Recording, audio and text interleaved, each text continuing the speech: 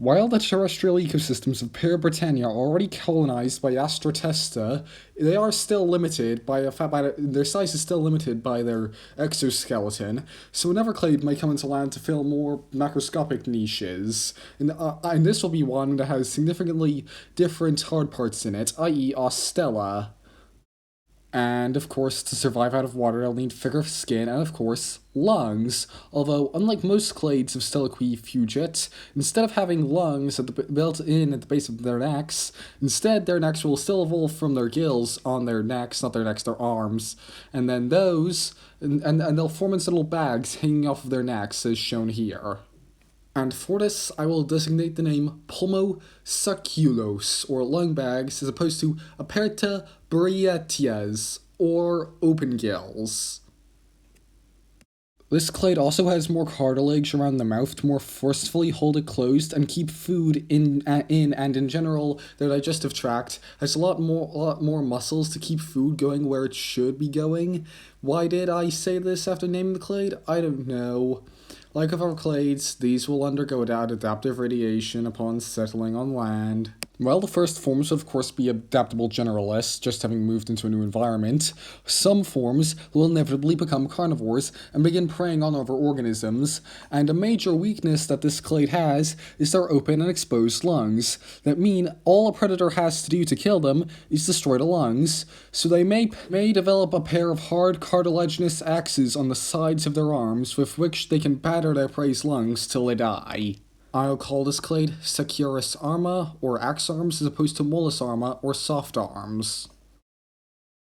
So now, Everclades will have to defend against this. The basal forms might start learning how to climb into trees to avoid these new carnivores, whereas some other clades might have specialized for herbivory on the ground level, at which point they may well defend themselves by getting larger. It's harder to kill an organism that's larger, and in addition to keep their lung bags safe, they first move them to the back of the neck before moving them to the base of the neck, close to where the genitalia are, so it's harder to swing at.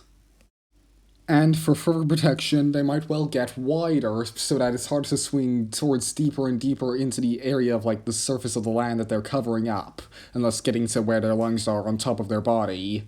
And again, it's easier to get bigger by widening out than it is otherwise because they have force-spaced lungs at the end, but, they don't have any kind of active respiration. Oh, and of course, their arms will get longer so they have a bigger feeding envelope.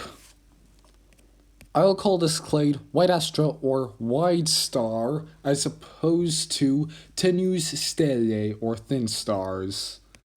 Okay, so there exists an area of steppe on the northwestern end of Pere Britannia. It's a thing. Quite obviously, a clade of Pulmo Suculos is gonna move in there to take over the niche of eating ground plants there. On Earth, animals on steppes like this should either grow very big because they can't hide, so it's big, harder to attack, or they'd become hard to attack by just running away, and so evolving for speed, and, well, they might evolve for speed somewhat by evolving long limbs so they can move fast, and might even stand on the points so they can hit the ground harder. Their lack of active respiration will quite hinder that, and the lack of active respiration will also hinder their ability to grow very big. While they might retain a lot of them may retain the wideness of their ancestral forms, the only real way to survive on the steppe will be to live in packs, where a predator can only take out one, as opposed to all of the pack. Well, not the pack, the herd. They'll have rather disorganized herds where basically they actively seek out each other's presence, basically, kind of like iguanas. I'll call this clade Stella Partes, or Star Parties, as opposed to Solo Sidera, or Solo Stars.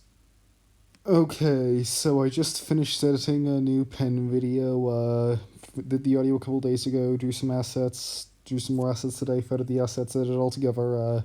I have a pen video out this month, so that's good. For quite a while I was procrastinating on making this video just because I wasn't sure about the idea, but I had for it, but I think I made it work, luckily. But, yeah, so, I'm not that enthusiastic about this particular episode.